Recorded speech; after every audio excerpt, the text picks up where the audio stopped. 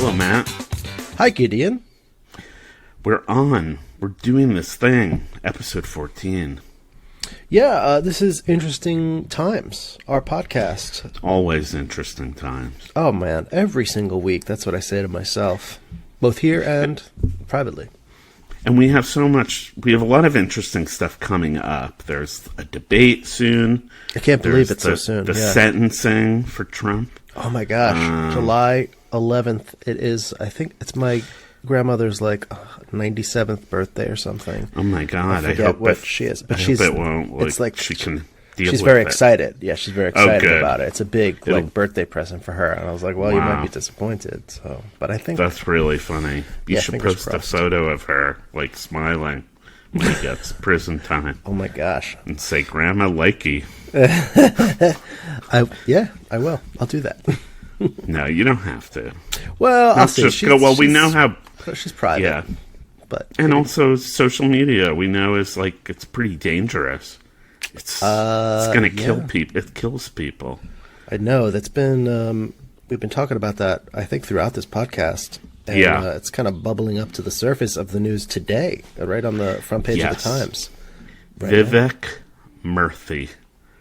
He is our Surgeon General. Do you remember C. Everett Koop? No, you're maybe young. No, I remember the name. Yeah. He had an Amish beard, but I don't think he was Amish. What was his big thing? Oh God, now I'm trying to remember. I should have read about him before reading it up, but he was he was one of the first active Surgeon Generals. And I remember there was controversy with one, maybe because, and I think it was a woman, maybe a black woman, who brought up condoms or something. Maybe she was a candidate to be picked as one, and then she never got picked. I remember that woman. Yeah, it was we should teach kids about condoms, and everyone was like, my gosh. Now I'm looking up C. Everett Koop, but Vivek Murthy is the current one, the current Surgeon General. And not to be confused with Vivek Ramaswamy, who was a presidential candidate on the Republican side. I wonder why it's a Surgeon General and not just a Doctor General. And it's one of these jobs that you're not a cabinet member. You can't really do anything. You're sort of like a... it's a symbolic thing. Right. Well, I didn't realize it's totally symbolic. I figured... I don't think he can do anything, really. It's like a PR thing. Oh. I think. I had no anyway, idea. C. Everett Koop. Koop performed groundbreaking surgical procedures on conjoined twins. Oh, so an actual surgeon. Okay. Before he became that. And then Surgeon General of the United States. He was opposed to abortion. Anyway, tobacco. Yeah.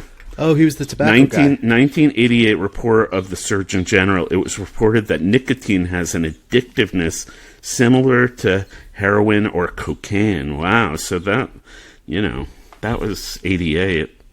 Wow. It was about time someone came out and said that. Yeah. So Vivek Murthy, and a little while ago, he had this thing I remember where he talked about there was an epidemic of loneliness in America. Do you remember that at all? I don't remember him mentioning it, but yes, there's a lot of words written about loneliness, Bowling Alone, since all the way back then. Do you remember that book? Oh, interesting. Bowling Alone. No. It was basically the idea that, people lived much more solitary lives. There used to be all these social groups, people would go out and bowl with each other every week, or, I think partly decline of maybe churches and things like that.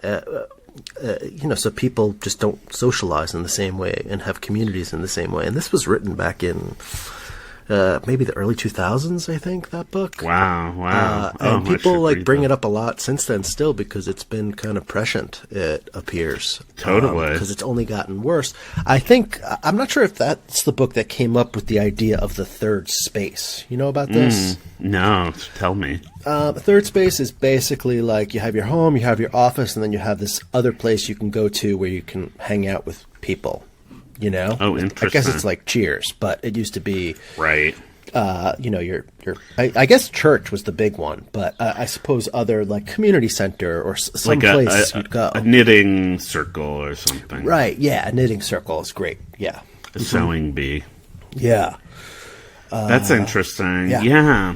And now with technology, speaking of technology, the people are probably less social than ever. But also, I think Vivek Murtha, the current Surgeon General, when he talked about loneliness, it was also in a response to the COVID epidemic because we were all locked in our houses.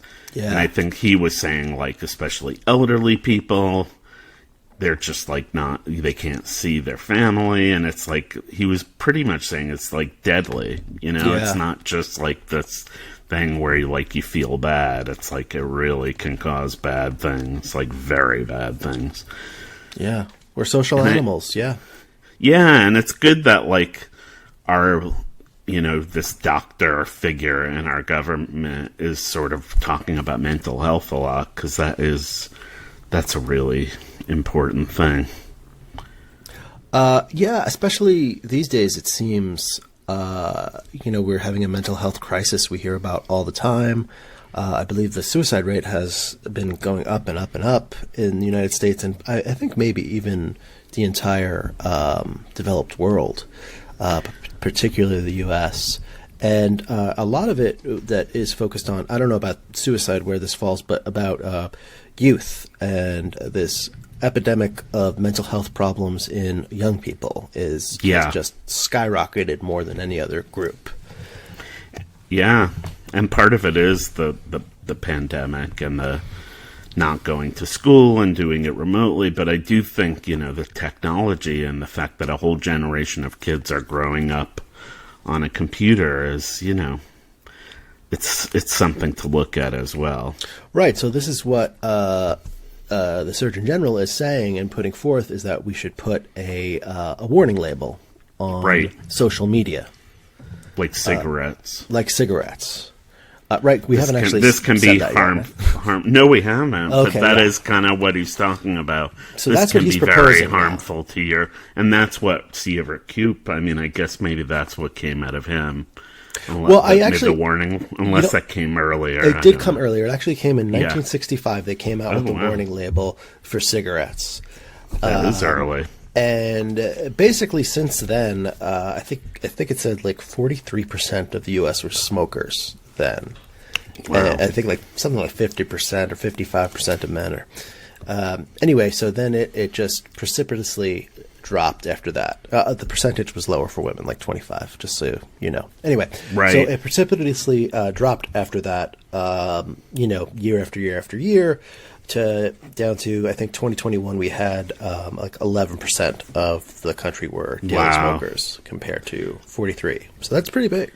And I think, we were taught, that our former mayor, Bloomberg, can sort of take credit a little bit for dropping the cigarette. He kind of banned cigarettes in New York, and that was very controversial, but it ended up really doing a good thing, I think. I mean, honestly, I've always thought it probably did a lot of good for my lungs, because I think the years in which I was most in New York City bars was, my early 20s to mid 20s. Wow. And it had just been, I think, banned for smoking in bars right before that. And it was like, it was good because, you go to a bar. It was gross. I mean, it was disgusting. And then you'd be like, your clothes would smell. Yeah. Well, and then they had this thing where, like, when they banned smoking indoors, they would have, like, smoking rooms at workplaces.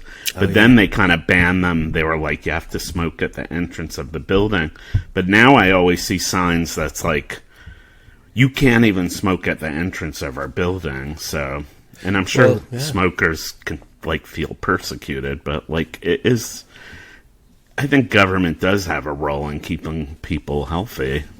Well, absolutely. Well, especially because secondhand smoke, right? It's not just like, you're affecting other people. It's like as if you... Totally. You're killing them. Yeah, as if we were throwing things at them. I remember when I first got to the Daily Show that they said people used to smoke inside all the time. Was that true? Because you had been there for, I don't know how much longer. I think I do remember it. Well, there was a little, remember that fire escape and courtyard? Yeah, the fire escape. Outside, there was like a door somehow, maybe in Georgia's office, Georgia Pappas. Oh, yeah. There was one office in that you could maybe it was DJ's office. Some other place in the building. I don't remember. Near the kitchen. It was there, and it went up to other floors, too. It makes sense that but I think a lot of people did end up going in that little courtyard and smoking, Right. Oh, okay. Well, that's very different than... Well, what about... But maybe they did it. Maybe it was... Oh, well, that was a big thing. There was also an outdoor courtyard at our high school, and kids smoked there. And I don't think they enforced... I think they let kids smoke outside, too. Yeah, no, they absolutely did. It was the courtyard, and that's where... I think they shut it down, finally. But people would go out there, and that was where you smoked. Well, and also, when I was in high school, I used to smoke in plays, and I was under 18. Oh, wow, right. Now they would never allow that now. No, I don't think so. Oh, yeah, I did Glass Menagerie, and I just smoked, all these filterless cigarettes on stage in this small room. That's how they didn't give you, clove cigarettes? I handled the cigarettes myself. I wanted to just smoke Lucky Strikes because that's what he would have done, but I couldn't handle it. So what I did was I took Marlboro Lights and what does that do when you pack it? When you make them? It kind of activates something. Yeah, I never smoked. I think my it's brother just did. You make the tobacco sort of go. Get tighter within it, so the tip is empty. So basically, I did that, and then I cut off the filters, and I smoked that way. So did you get addicted? But they were Marlboro Lights, so it wasn't as bad. No, Yeah, that's good. I mean, when I was younger, I would smoke occasionally. I'd be one of those people, but I never, I would say, got addicted to smoking ever. Now, I remember when smoking was kind of banned by Bloomberg, there was a New York Times op-ed that was in France, there were always those outdoor cafes, and people like Jean-Paul Sartre would smoke and discuss philosophy. By cutting out smoking, you're kind of just cutting off this cultural way of living that's sort of an awesome... I don't know, that kind of created this kind of amazing culture, but that was obviously rose-colored glass. I mean, it's not. So you would still have Sartre writing plays, I think, without smoking. I think so. I mean, you still have coffee, right? And you could just coffee's put a drug too. Yeah. I mean, what if they tried to ban that?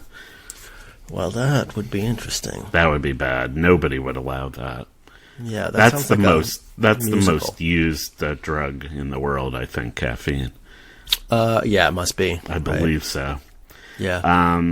So, I mean, it's so clear what the harmful aspects of tobacco and nicotine are, but it's a little tricky with social media. I think it sucks. I think it's really hurt our world in a lot of ways. I do think the negatives kind of outweigh the positives, but there was something in the New York Times where they kind of said, well, if there's a warning label on this, could Trump, if he becomes, I almost said when he becomes president, if he becomes president, could he put it on CNN? Could he say, or his Surgeon General say that's harmful, Yeah, I mean, that's an interesting take, but I mean, seemingly you'd have to do it on all news, right? I mean, he would probably just say all but Newsmax and Fox, right? Well, that seems like that's real news, and the other is fake news. Yeah.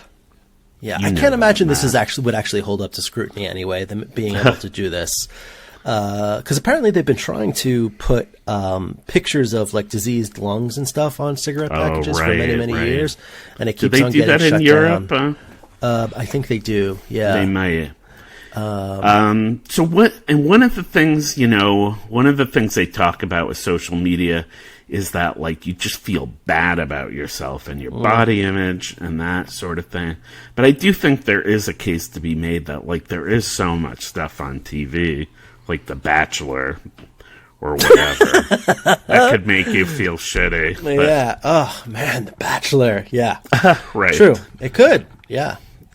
I just like that that's the one. Why don't I have 8 women vying for my hand in marriage? That's not fair. There's something wrong with me. Yeah. Help me. Get me those bachelorettes. I'm just kidding, obviously. Well, you're married, but... My son is in the other room. He's probably like, what is he talking about? Oh, that dad of mine. But I'm making a joke. But I do... I thought that was a little odd to bring up the body image stuff, just because that's been an issue forever, for a long time. I just wonder, is there something different? Is it just a matter of the amount of images that people are seeing now? And there's also an algorithm, so if they know that you like seeing certain images of like waif-like models or whatever, then they're going to send you more. So there could be... You could say that they're basically supplying you with all these images, and then they'll give you more. Yeah, it's interesting how it can be this sort of extension of your brain, and even your brain gets habituated to a certain way of thinking. Say it's a depressive way of thinking even, and your brain gets used to that, and it's harder to break out of. And it would be the same thing like this, but it's an extension of it. Like if you are always choosing sad songs because you're depressed and you're on Spotify, right? Right, and then, right. And then it's like you're not depressed, but you're still getting these sad songs, which I don't know if sad songs would make you depressed per se, but just the idea of like it's keeping you in that loop. Because the brain itself has algorithms. That's really great. And that's a good metaphor, because Spotify will do like, here's a playlist we made for you, and it's like AI. Yeah. So that could be seen as like an algorithm. And there have been many cases. Well, this amazing documentary maker that I worked with when I worked at Michael Moore, David Van Taylor, he did this famous film about a controversial thing where a kid killed himself, and they blamed, like some heavy metal band for, which is terrible, but it's like, weird. But that's to blame different one, when you're just choosing. Yeah, but I think Spotify's a better example, because they can like, they can essentially supply. They're like a dealer in a way, as is like Facebook. It's like, oh, you like pictures of like burning people? Here's some more. Right. Absolutely. I mean, it's the same thing with Twitter. You want to overthrow the government? Here's some more articles that have fake conspiracy theories that will get you riled up. Right, because whatever grabs your attention, they're going to give you more of what grabs your attention. So if you reply to someone who makes you angry, or even, and I didn't know this until recently, that they are even able to just see how long you scroll on something to tell if you're reading it, which obviously they could, but I don't know. It didn't appear that way to me. So that they really can, break down your behavior and see what you're thinking and give you more of that. And it doesn't even seem that when you break it down in a way like that, it doesn't even seem so abhorrent. Just like, oh, we're just trying to give you what you like. Right. Their lawyer would say, yeah, you're making that choice. Right. You're activating our algorithm. Yeah. Well, that's the devil, right? Wouldn't the devil's defense be like... It is kind of the devil. I'm just giving you what you want. Well, Mark Zuckerberg, I mean, he's clearly Satan, right? Oh, he's a good guy. He's a good guy. No, I don't even know. Is he? The whole thing about all of this. I'm kind of kidding. I know you're kidding, and I'm kind of kidding. Everybody who describes him kind of says he's a little out of his depth. Oh yeah, but that can be dangerous too. Yeah. Like if is you're he though? pilot. I mean, how is he out of his depth? That's what they say. So successful. How could you be out of your depth? Well, I mean, the invention was an amazing thing, but I think he kind of like isn't like incredibly bright compared to like some of the programmers probably. Oh, he sure. just does. He probably just like doesn't understand some of it, but I don't know. I shouldn't. Right, but he's talk. a businessman now, anyway. Yeah, He's, exactly, so. exactly. And Elon Musk is sort of like that too, I guess, where he's not like a programmer. Like he is, but he isn't. Like I think he's one, like maybe slightly less adept than the really amazing programmers. But right. Well, he's a good marketer and a businessman. In PayPal days or something, right? Right. But, maybe that's true. But hasn't been since. Yeah, I wonder if this will actually change behavior. Well, here's another thing about this too: is that there is a debate over whether this is actually proven with science, with actual studies. There was a book by Jonathan Haidt that came out recently.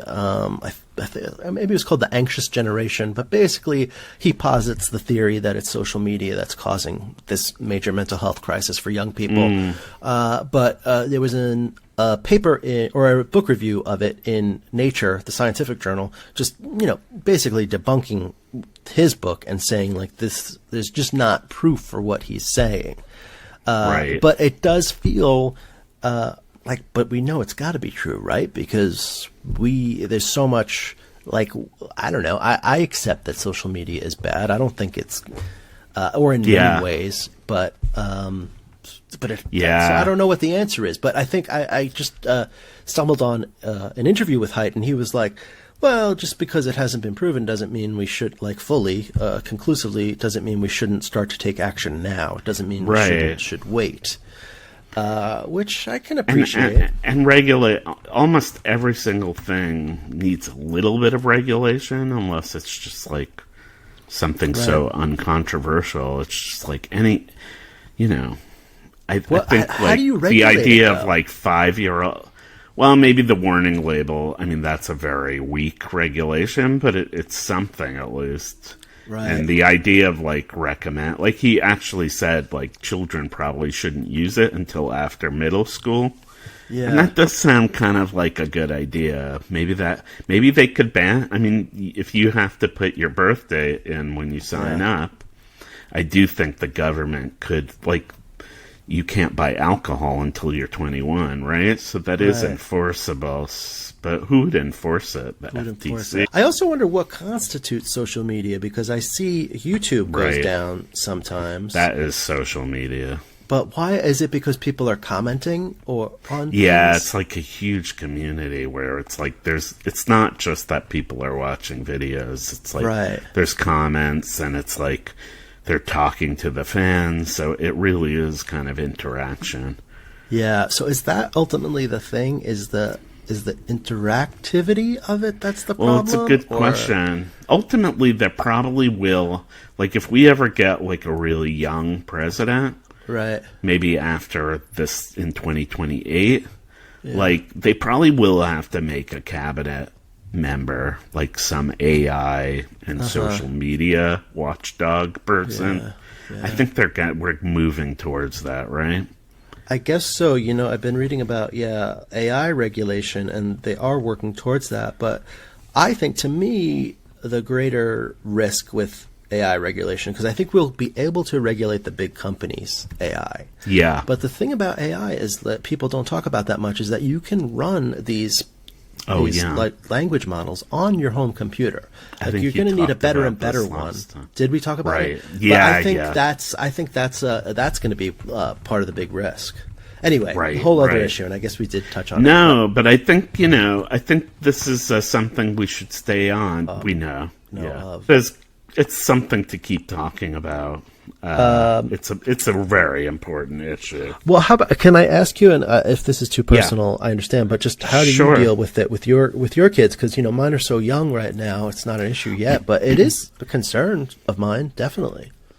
I mean, my son does a lot of gaming, but he doesn't do that much social media. Like, he does a little bit on Discord. But so luckily, I do way too much. I do much more than my kids. Yeah. And both of them, I think, look in YouTube and just look at stupid videos. Yeah. But I don't think it's like they're searching for harmful stuff, I hope. But right. Yeah, no, I do way too much of the, of just reading news and reading comments in news and then commenting, all that nonsense. It's such a waste of time. But I'll just check it just to see if there's any, like, dings or notifications. And it is like a casino, the way they design it. Right. That just, like, something lights up. And you're like, ooh. What's next? 2 things. 2 red numbers. Where I'm like, somebody knows that I'm alive. So that's a little adrenaline hit. I know. They keep getting me with Threads, which I was trying not to use that Threads, much. It's the Instagram the kind of meta. One. It's by Meta. Yeah. And they keep telling it's kind of nice. Somebody is talking to me, and it's like, no one is talking to me. Somebody just I should use it something. more. I'm trying to use the one I'm trying to do is Blue Sky. Blue Sky. Oh, right, that is a nice one. It's but you know what? They're both not a good thing. But at the same time, it is interesting. Sometimes you do find out interesting tidbits. But there's so much stuff that doesn't matter that still will take my attention. Well, then this is also about attention. There was an article in LA Times. They've been doing a whole series about the entertainment industry and how it just hasn't come back to the level of production we were at before the pandemic. And there's a lot of reasons for that, but some people are positing that it's simply that the viewership is just not there anymore, and is the reason for that because young people, social media and and YouTube and gaming and just all the other options. That's a great point. I never even thought of that. That is a great point. And even just having your attention to come back to attention does do people have the attention span to sit and watch a movie? Well, I think we should do one episode on streaming and the entertainment world too, because I think we'd have a lot to talk about there. Yeah. I mean, there's so much stuff on like each one of these streamers that it's impossible to scratch the surface. Yeah. So it's like, why do you even need new stuff? So I just think they realized they kind of like, they were so in competition. It's like McDonald's versus Burger King. And they added all these things to their menu. And then they're like, this is way too complicated for us to cook all these things. Why don't we just go back to what we do best and just cut way down on these movies that people aren't even watching? Oh, yeah. Yeah. In terms of Netflix was making tons of movies. Yeah. But I think you're right that like the young people, my kids don't watch movies that much. They do a little. Do they? Yeah. What do they? Do they watch TV at all? Do they watch? Not that much. My daughter actually went to see Inside Out in a theater today with her school, so I'm kind of impressed that they went to a theater. Yeah, but I took my son this weekend to see If. Oh, is it good? No. Yeah. Bobby Moynihan was in it, and he's like the best part in it. And honestly, it's like his character should be like a big part of the movie, which is anyway, blah blah blah. But beyond just him being great. I went to some old movie on Saturday night in a movie theater that's like an art house theater, and there were like 4 people in the movie theater. Oh, I saw Roger Corman's. The original Little Shop of Horrors. Oh, that's fun. And I was sure there'd be at least like 10 people in the theater, but I think there were like 4 people. I know, it's really sad.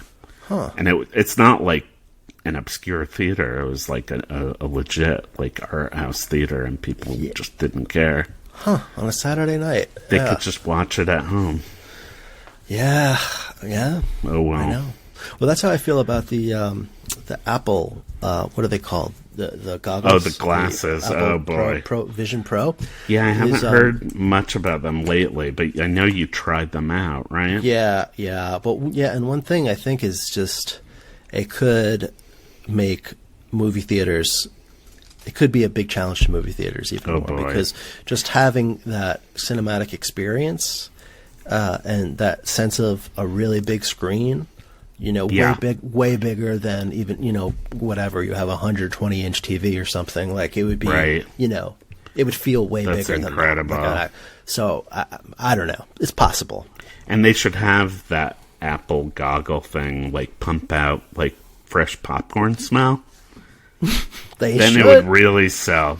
Honestly, maybe that's the thing. Is getting in on the smell. Or actually make the popcorn while Even you're better. watching the film and have a tube that goes to your mouth. I mean, Why am that's the future. why aren't I a billionaire, man? I mean, you're on the way. You're on the way. I don't know about that. I don't know. We'll see. You never know. Well, we should do that together. We'll do the competition to Apple, the thing that makes the popcorn. Yeah, man. The stinker. Let's do it. We're going to get Apple. Take that, Steve Jobs. Or what's his name? What's the guy? Cook. Steve Tim Apple. Cook. Steve Apple. Right, Steve Apple. Well, this has been great. Next week, we're going to do a preview of the debate, because that will be very soon after next week. But this has been fascinating and fun. Gosh. What if they both die? What if they both die during the debate? That's why people should tune in. And don't forget to subscribe and like and recommend this to your buddies. Please do. Gideon, it's been a pleasure. It has been. Have a great rest of the week, Matt. You too.